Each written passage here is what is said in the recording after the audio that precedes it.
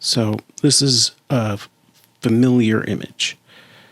The preacher in the pulpit, he's sweating, he's gesturing muscularly out over the crowd and up into the sky, and he's now in the third act of a sermon that's been building up to this fiery moment for nearly an hour.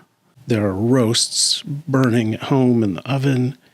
There are kids squirming that just desperately need to get out. And he loosens his tie and he grips the side of the podium and he says, "We're talking about heaven and hell, folks. If you die today, do you know where you're going to go? We're getting serious." So the piano is playing, the music is tinkling in the background. It's Just As I Am.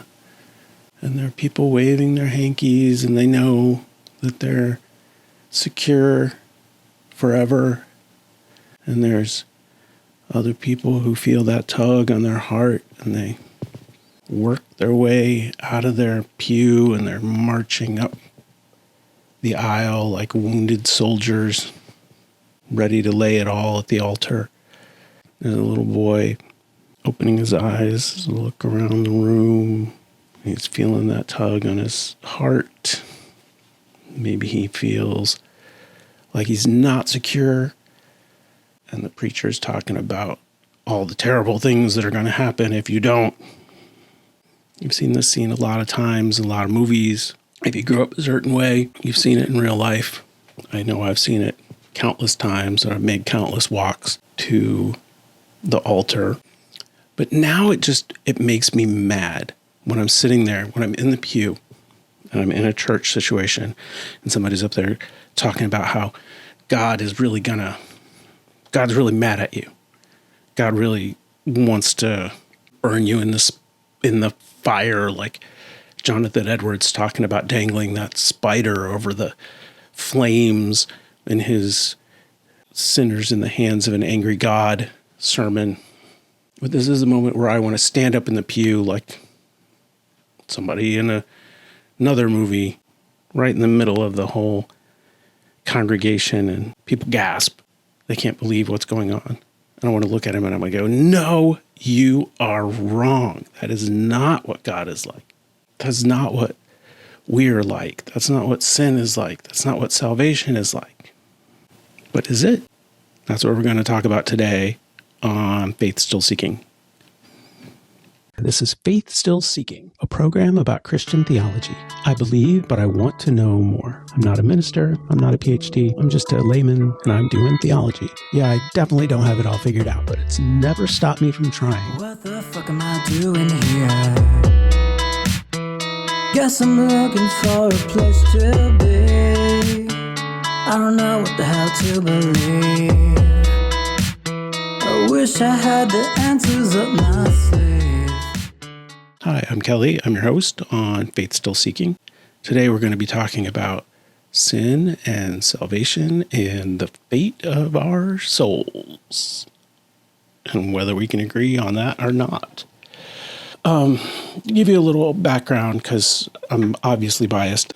I come from a tradition that was very much based in holiness. That was, we're talking Protestant, penal substitutionary atonement. You need to have a sacrifice to be able to please God, and none of us are holy enough to be that sacrifice. So he had to embody himself to sacrifice himself or kill himself, depending on how you look at it, so he could please himself. And within our tradition, and maybe I didn't understand it well enough at the time, there wasn't a lot of room once you had that born again moment to then mess up again. That there wasn't really, publicly we didn't talk about what to do when you screwed up again. It was just about, hey, you gotta continue to be perfect. And ideally you would then become sanctified, and eventually you get to the point where as a human you would be sinless, which is probably itself a sin, to declare oneself sinless. Now, I know some other Protestant denominations had more generous view of salvation, that it was once you confessed and believed in this system, then you were saved. You know, you were supposed to be good. You didn't want to take advantage of that, but, you know, you could sin and kind of brush yourself off and be like, sorry, God, my bad. I won't do it again. I'll try not to do it again. And then, you know, from what I saw in movies and stuff like that, you know, the Catholics had confession, where they could go and, you know, a priest would say, hey, this is the deal, you know, do this kind of dance, or, you know, pray this many beads or whatever. And then it was kind of like having receipts. Like, I got forgiven. Here's my receipt. From my perspective, I was never sure when I sinned again if I was forgiven again. So then I wanted to get born again. And we had a pretty high bar for sin, so that even a bad thought could then be considered a sin, which meant, oh, my salvation is in jeopardy. Now, as I said, some of this is me misunderstanding the system that I was in, and I'm gonna acknowledge that. But behind that is a bigger question, which is, for all of Christendom, what is the danger that we're in the first place that we got to be saved from? This is where, when I'm listening to a preacher and they're talking about how much wrath God has toward us, I not only just wonder about it, but I actively rebel against that idea. And it took me a while to get to this point. You know, as a kid, like I said, I was very afraid of losing my salvation. And then, you know, as I became a teen, got older, started getting more sophisticated in my sinning, it became more and more of an important issue. But it also became increasingly frustrating, because I started thinking about God and love, and if God loved us, and God created us, and God knew us, and God knew what we were like, not only did I wonder why he was so mad about us doing kind of stupid human stuff, like mad enough for us to die over it or be punished eternally. But then there was also the issue of, like, was he even surprised? Like, he kind of set this situation up, you know, gave us a certain amount of intellect and curiosity and a certain amount of free will, and expected a certain amount of obedience. But, you know, when you look at the Eden story, which I'm not even going to get into that as a literal story, but just even as a symbolic story of, like, this is how death and pain got introduced into the world. It just seems like it was kind of a setup. Like, you can do anything in the world except for this one thing. And this one thing is going to give you knowledge that's going to make you like me. And you're going to know good from evil. And it seems like God is withholding something. So, of course, our curiosity is going to get the better of us. But some people will say that actually did change reality. That changed humans fundamentally. It made us mortal. It made us subject to death and disease and pain. And because humans were exiled from Eden, we now had to work in order to eat. and work is hard, and that sucks. And that this rebellion, I would say spirit of rebellion, but it almost becomes like a genetic trait passed on, that this rebellion becomes part of the human condition so that we're born with it, which is, that's where the idea of original sin comes in. And the notion that, like what Paul talks about in Romans, that everyone has sinned, no one is without sin. And because of that, everyone is subject to God's wrath. Now, Paul, he talks about it in terms of death, but other scriptures talk about hell, or they seem to talk about hell, and fire, and eternal fire, and as the book of Revelation calls it, it's the eternal death. Like you're dying over and over and over again in the fire. And the way that I've heard the argument made, and this, again, you can kind of hear the holiness movement in here. I'd like to spend a little more time researching this to look at some of the older strands of thought around salvation to see how far back this goes, or if it's something that's kind of more of a novel interpretation of the scriptures. But the idea that what happens is God is holy, this holy being. And when we are sinful, when we are unrighteous, we are unholy. It's like God is the ultimate cleanness, and we are dirty, and we can't, like God can't be in the presence of our dirty selves. Or it's like magnets repelling each other.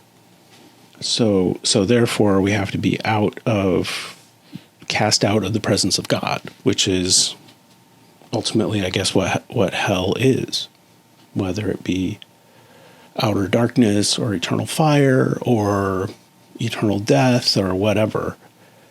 And, I started looking at this and saying, I understand the logical sequence that would get one there, that some transformation has to happen in order for us to be considered righteous and or holy again. And that's where there's a sacrifice that comes in, and Jesus becomes our advocate who justifies us, who stands before the judge and says, this person is now innocent, their sins are washed away, they're righteous, they can be in the presence of God. But I still go back to, why is God so mad in the first place? Like, why are the stupid things that we do on this earth considered unholy? If we're created in the image of God, what is it? And I guess you could say, we have all these natural desires, but we perverted them, and now we desire other stuff, and somehow that infects us, or I don't know. I'm sure someone has worked out the physics or biology of it. But the question is, okay, so, say this is true. Say God is, in addition to being all powerful, all knowing, all good, that God is all holy as well. Yet God is also all loving and wants us to be not in hell, not apart from God. Is God's holiness so powerful that if God wants to overcome that holiness in order to love us and draw us near, that God cannot do that, even though God is all-powerful? Is there some part of God that, is God at odds with God's self? Feels like I'm still faking it. Maybe that's okay. Who the hell am I supposed to be? Oh. And of course, this is where the preacher would come in and say, well, no, not at all. That God is justice, and therefore whatever God wants to happen is just. And I've even heard it said that part of this justice is love, because if people who are wicked were allowed to thrive and be reconciled with God, that it would be unfair to those of us who tried so hard to be good. And so love is shown as impartial justice, meaning that either you obey the commandments, obey the commandments and you get to be with God, or you don't obey the commandments and you don't. And of course, in the theology of penal substitutionary atonement, where our righteousness is not earned through our own good works, but through faith in Jesus' sacrifice, then that means that you either believe and accept this gift and you get to be with God, or you don't believe and accept this gift and you don't get to be with God. And that got me, that got me thinking. And granted, I mean, I was not a sophisticated theologian. I was, all up about 16 maybe. But I was going, okay, so why is God so mad? All right, let's say God's anger is not like human anger. It's not an emotional response. His wrath is actually a just sentence for an impartial judgment of someone breaking his commandments, which in this case is not having faith in Jesus. Okay, fine. But let's say he's upset, unhappy, doesn't like that so many of us are going to go to hell because of this, or be separate from him. And he says, I want to forgive you. I want to make you righteous. I know you can't be righteous on your own, so I'm going to create a pathway for you to be righteous. Rather than just doing that, it seems like a God who is all-powerful would be able to just forgive by fiat, just do a jubilee and forgive everyone their debts. When Jesus was on earth, he didn't seem to have any trouble just being like, you're forgiven. If nobody's here to accuse you, I don't accuse you either. Go and sin no more. And he told his apostles to forgive people's sin as well. And this really pissed off the religious authorities at the time, who wanted to maintain a certain, according to the Gospels, they wanted to maintain a ritual sacrificial system. The Gospels were written at a time where the Christian community was trying to distance itself from the Jewish community that had not accepted Christ. So I take some of those stories with a little bit of a grain of salt about trying to brand the other guys as the bad guys. When I think about our system right now, where the Republicans demonize the Democrats and the Democrats demonize the Republicans, and when God gets involved, that it's about that side is anti-God, anti-Christ, anti-whatever. It would not surprise me if that tendency also showed itself in biblical literature. But anyway, it was unprecedented for Jesus just to be like, all right, you guys get to forgive sins, and I can forgive sins.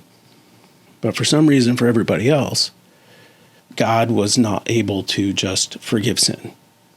So he had to create this whole system where he's like, the blood of a perfect, unblemished sacrifice must be shed.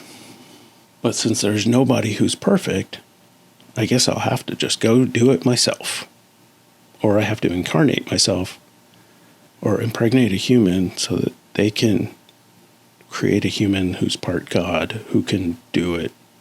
So then that person, God, has to be killed. And then once they're killed, then my holiness is finally satisfied. My holiness that I could not overcome with my own mercy. Although even Jesus quoted the Old Testament scripture that says, I do not desire sacrifice, I desire mercy. And talked very little about salvation so much as he talked about the coming of the kingdom of God. It was really Paul and other writers of the epistles of the New Testament who talked more about salvation itself. And one could argue, well, Jesus hadn't died yet, so there wasn't a mechanism of salvation in place for him to teach about. You think he could have given a hint. And he did at one point say, I'm going to be your ransom. Ransom from whom? I don't know. From God. Some traditions thought he was paying a ransom to the devil. Ransom to holiness. Don't know. Where was I going with this? So it got like, why is God so mad or surprised? Like he kind of set the situation up. If none of us are able to be righteous, but he wants mercy, why can't he just go, hey, I got mercy on you? No, he's got to do this whole rigmarole. And then apparently we can still lose our salvation or not get our salvation if we don't believe the right way. Or if in some traditions, if you don't do the right thing. It really seems like God's hands are tied here. And some would say, that's because God really wants you to have free will. He wants you to choose it on your own. He doesn't want to coerce you. Although the threat of hell is very persuasive for some, if not exactly coercive. So where am I going with all this? The way I look at it is God is fair and just and also knows us and knew that we were not going to be perfect and knew that on some level we were going to feel like we needed to be perfect in order to connect with God. And that the Eden story is it's a symbolic story of coming of age, that it's how humans might, as young people, believe that they're innocent and all's right with the world, and then they grow up and it's like, oh man, things are hard. Things are painful. Work is hard. There's disease. I don't feel good. I feel like God must not like me. I must have done something. There must be something wrong with me. And then constantly going back and forth between pursuing the desires of things that make one feel whole or complete and wanting to feel like one is pure and holy enough to be able to approach this God person. So I see that as not a fall so much as an inevitable eye-opening. Now, does that mean that I don't think humans are sinful? Not at all. I think humans are greedy and selfish and short-sighted and mean-spirited, and as much as I love people as a whole and even individually, like when I go out in the world, if I'm like on the highway, I assume that everybody else is going to try to cut me off, roll me off the road, tailgate me to get me out of the way, somehow cheat me, somehow wish I was just gone. That everybody's pursuing their selfish desires, and the behavior that comes out of that is not great. It's not holy. It's not good. And I believe this pervades our lives, like our desires for pleasure, our desires for money, our desires for superiority, all get in the way of being good to one another. I think that sense of selfishness is something that's programmed into us from the beginning. Like as a baby, you want to be greedy. You want to be greedy for food. When I'm hungry, I'm going to cry until you give me food. That as a survival technique, that makes sense. But as we grow, we can either continue to be the center of the world, or we can grow and start to see our relationship with other people and learn to be more generous and to share and not make ourselves the center of the universe and not make our comfort the center of our joy. But not everybody grows along that path, or at least not without intentionality, without teaching, without interventions, without stumbling, without hitting some kind of wall or rock bottom that causes them to want to transform. But I believe that God who created us knows all this and is forgiving and is cheerleading the whole time and wanting us to grow, wanting us to be better, wanting us to be close to God. So when I hear the preacher talking about God's anger and wrath, and it makes it sound like God is our enemy. And I see it as God is our friend, our supporter. God is not chasing us like prison bloodhounds chasing escaped prisoners, but is following us like our own backing band who's back there going like, oh yeah, like you do it, like trying to push us to be better. Don't know what I'm looking for, but I'm feeling better now. Got something to avow. I'm sick of the same shit. I'm moving on now. I guess I found some kind of purpose. Do I think that our behavior and our beliefs don't matter in our outcomes? Again, I think that those things do matter. When I look at the kind of the course of the Bible, that I see, in a lot of the what Christians call Old Testament, that a lot of that teaching is how if you follow God's commandments and you do good things, God rewards you, your crops grow, you have lots of children, you have lots of money, and if you don't obey, then you lose everything and you get put in exile and your kingdom fails. And I think in our modern political world, there are a lot of people who live with that same belief. That's why that's one of the reasons why there's a lot of push for theocracy and Christian nationalism to want to build Christian ethos into our system of government in order to guarantee our thriving as a nation. I think there are a lot of other things at play as well. But I also think it's misguided. One outlier in the Old Testament is the book of Job, where Satan and God have a bet about Job, and Job, who's a good person, has terrible, terrible things happen to him. And in the end, he ends up continuing to have faith in God, even though he's not been rewarded for it. In fact, he's been punished for it. And I mean, there's something a little bit unsatisfying about the ultimate point of the book, which is just kind of like, God is God. God's going to do what God's going to do, and you got to believe him one way or the other. But it is notable that Job didn't tie his earthly fortune with his goodness or relationship with God. Like, he realized bad things happen to good people and good things can happen to bad people.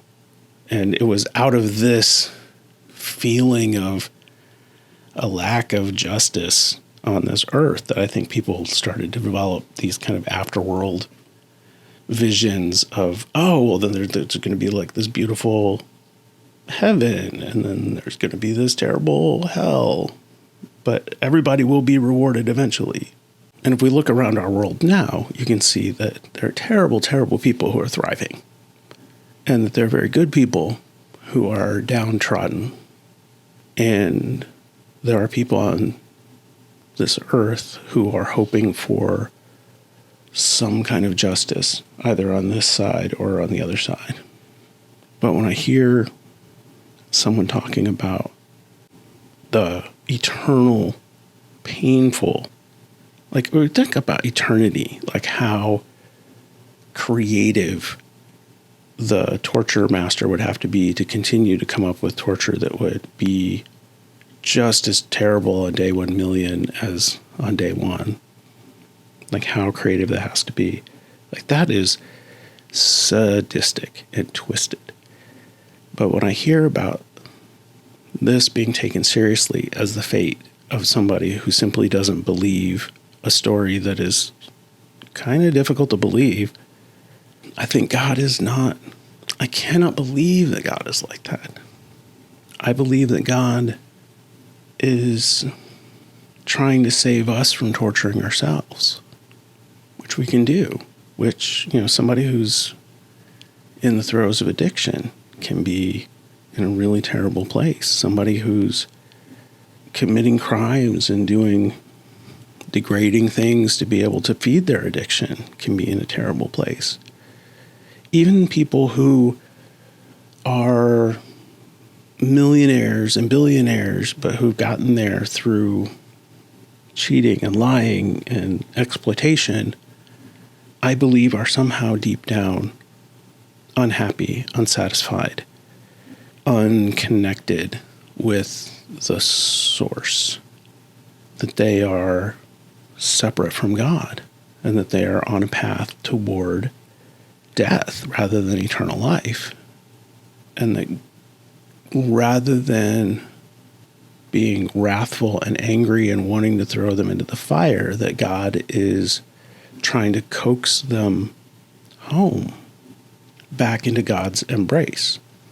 Having gone through this whole journey, I realize that while we are saying very different things, we're also kind of saying the same thing. Hear me out. So you got a preacher who's going, you are broken and doomed from birth. And because of that, it's inevitable that you will sin. And your sin is something that causes wrath. And wrath leads to separation from God.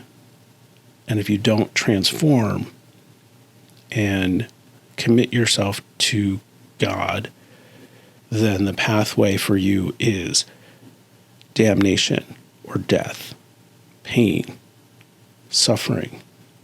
And God is the only way to escape from this pattern. And what I'm saying is, when you're born, you are incomplete, but selfish. And that if you continue on this pattern of selfishness, that it will lead to a life that is unsatisfying and difficult and creates pain for yourself and for others. And that continuing to follow this path without having some kind of transformative moment that reorients you to the divine and to the divine in others around you, that this path is going to lead to suffering and pain and death. Now, have I just said exactly the same thing? And I think the difference is the tone.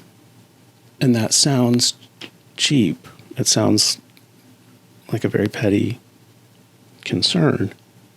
But there is a difference between this kind of like stern parent and nurturing parent model, that if I'm going into a house of God and being taught God is angry at you and you got to follow the rules or you're going to burn, or God is lonely for you, God will throw a party for you when you come home, that the second one sounds a lot more like the God that I have come to know.